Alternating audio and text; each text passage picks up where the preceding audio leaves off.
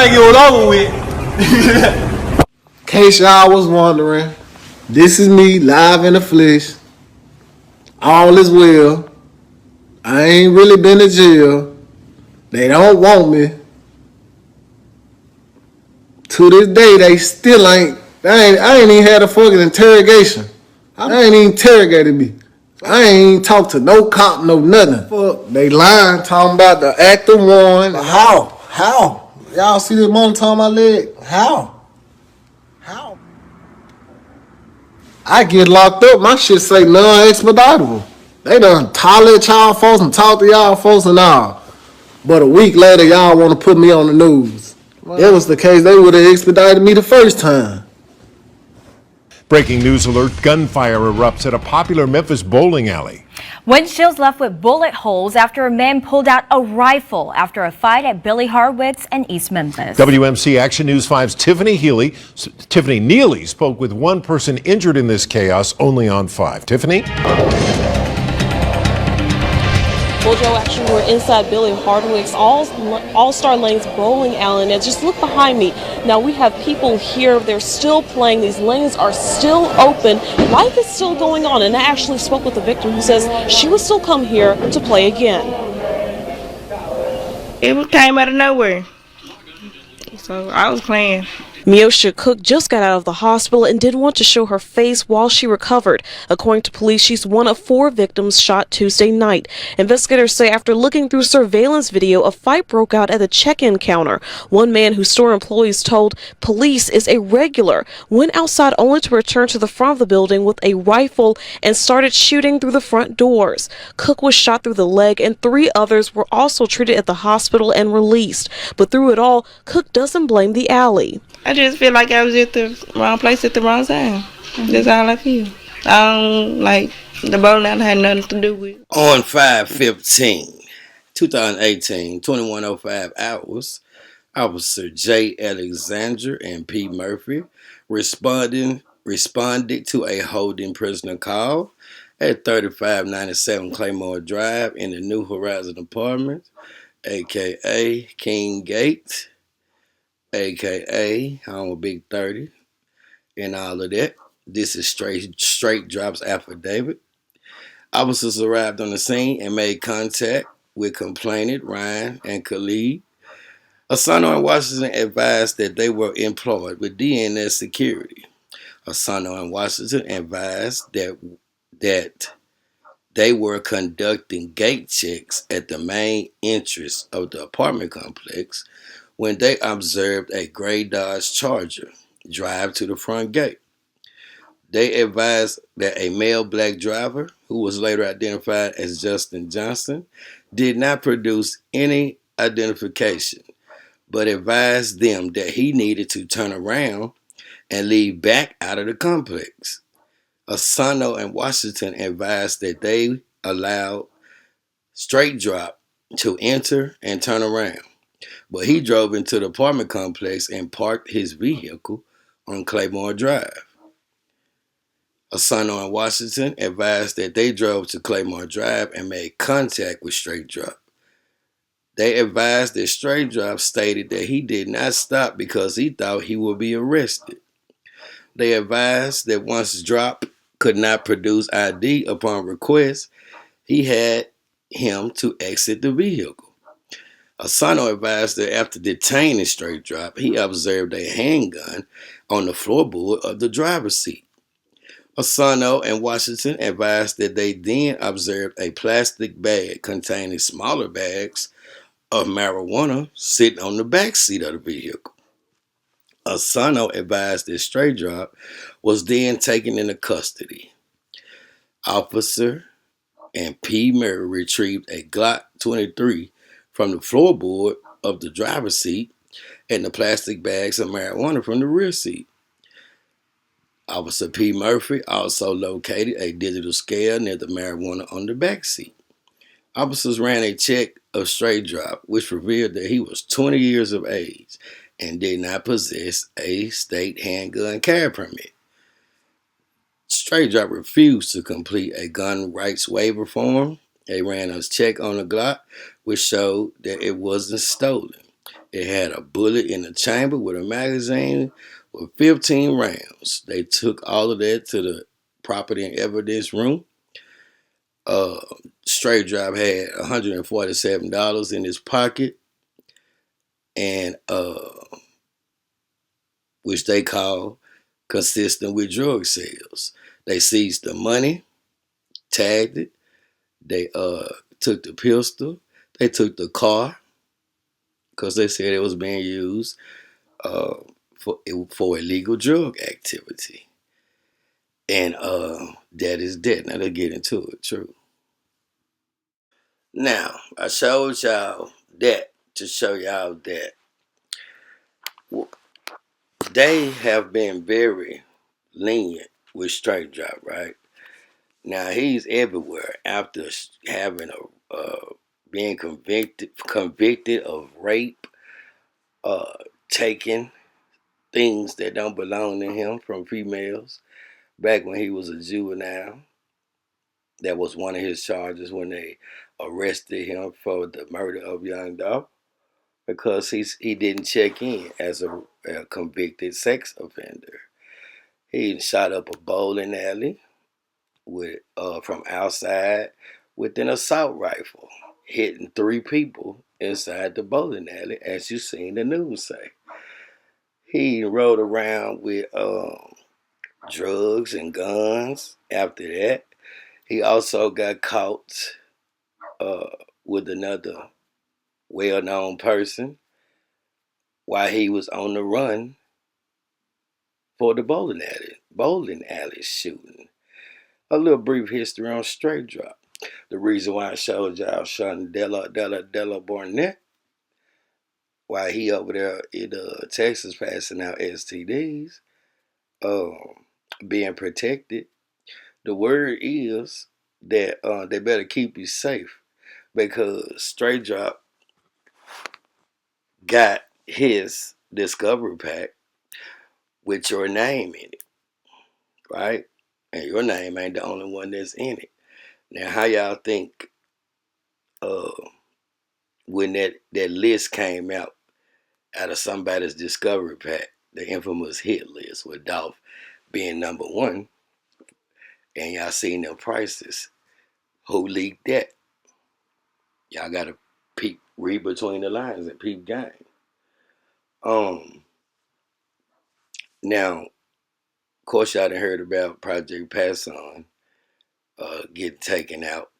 Y'all pray for Project Pat.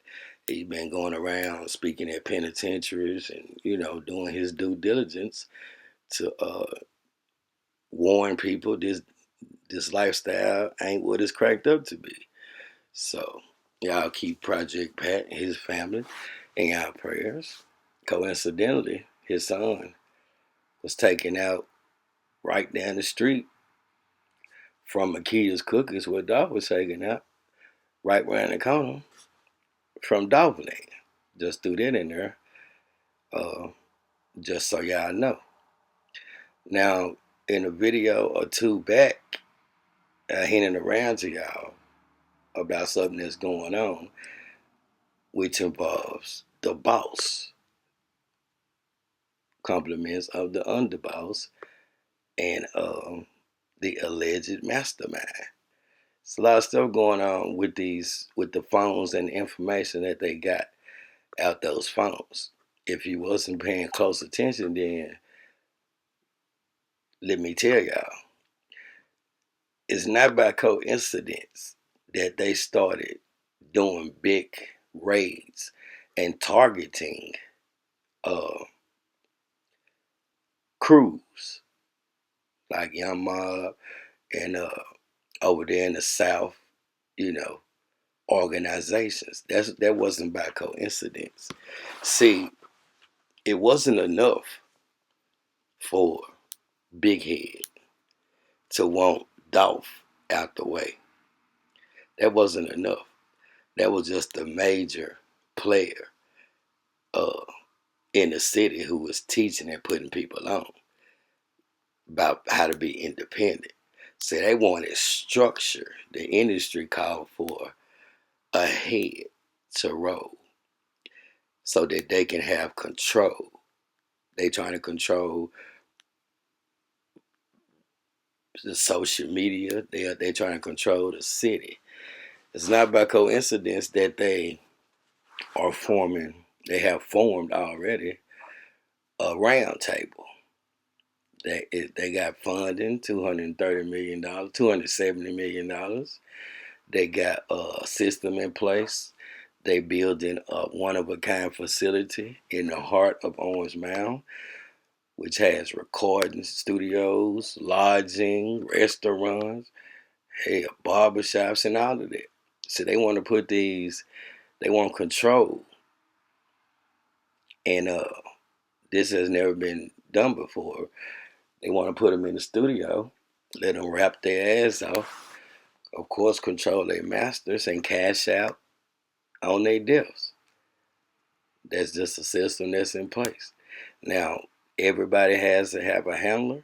So when the industry got in Big Head's ear, and he gave the go ahead to the underboss, which you're looking at on the screen.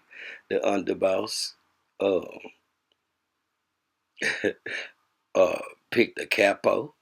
The capo solicited the murder for hire,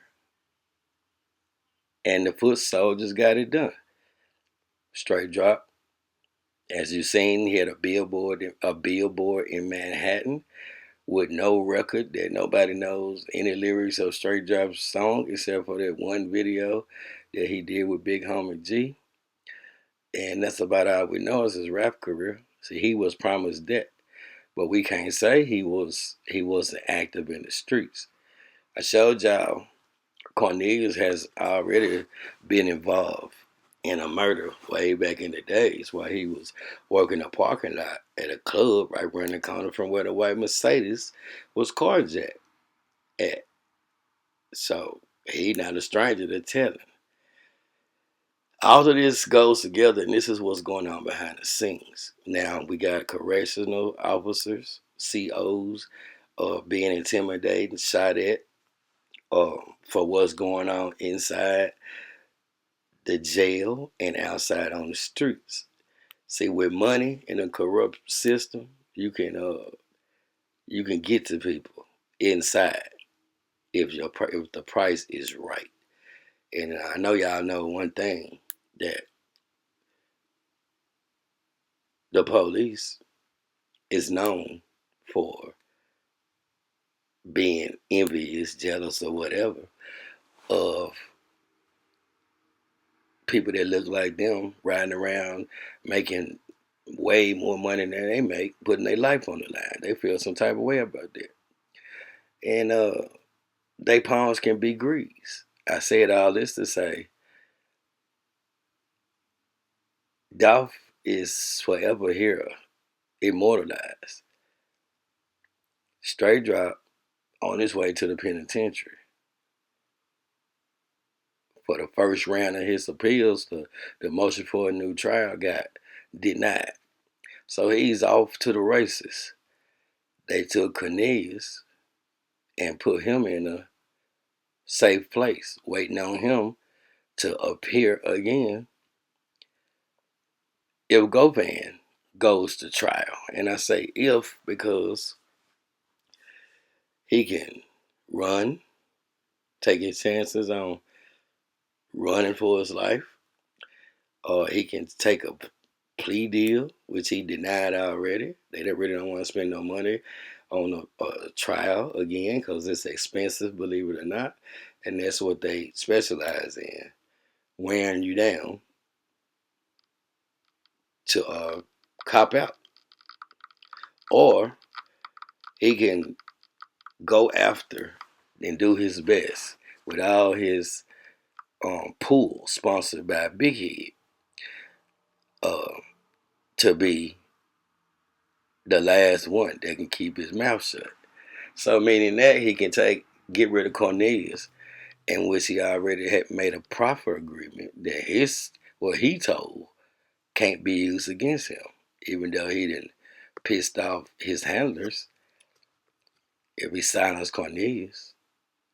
It's one thing to have a transcript, but it's another thing when you, for the jury to hear your testimony. So that's what's going on behind the scenes. Straight Drop might come out and still make a deal with the feds once it's settled in at his new home, that how well Dolph is loved, and he don't, if he got life plus 35, he ain't got time to finish one.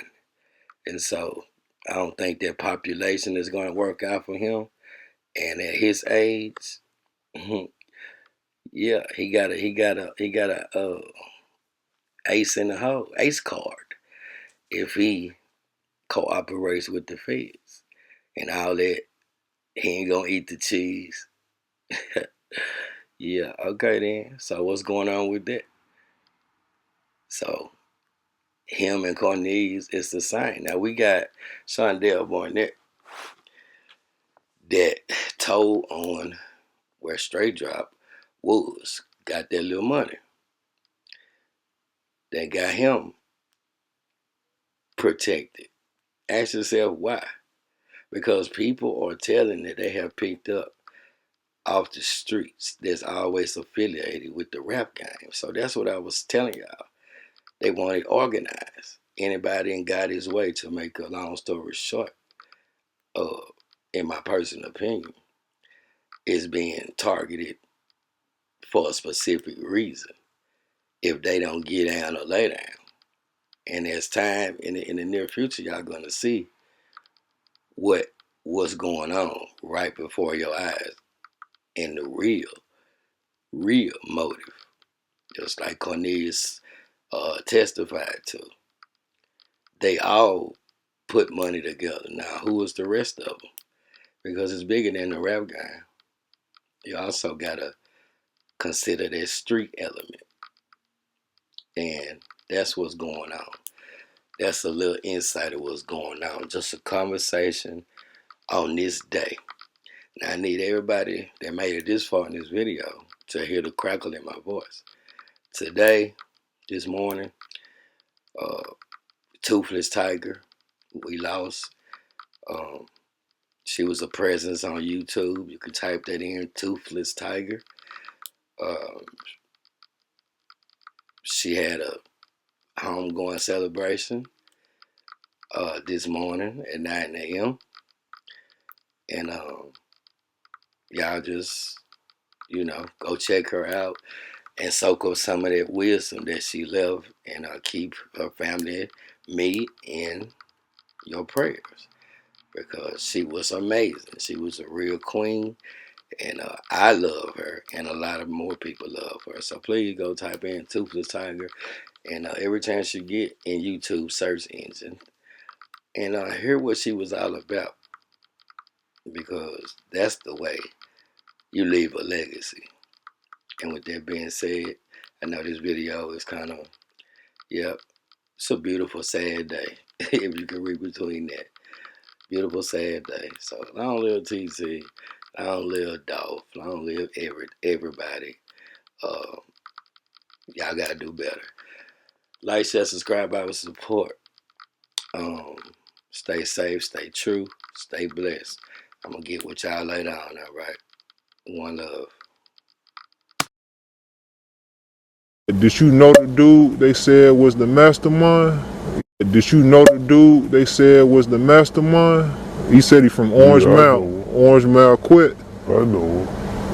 He ain't Orange Mountain quit. He was in the mountain, but he ain't born and raised here like me. He came when he was already grown.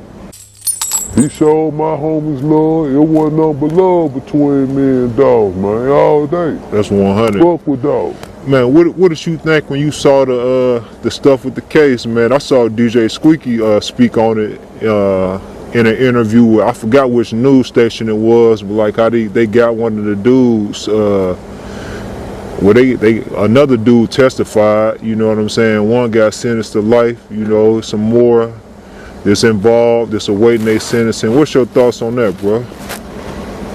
Well, on that particular subject, I know the real inside scoop, the street scoop.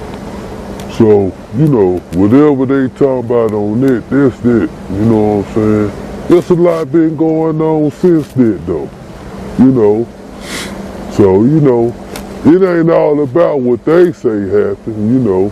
There's a lot of stuff that happened. But you know, that's just it. Look at my boy.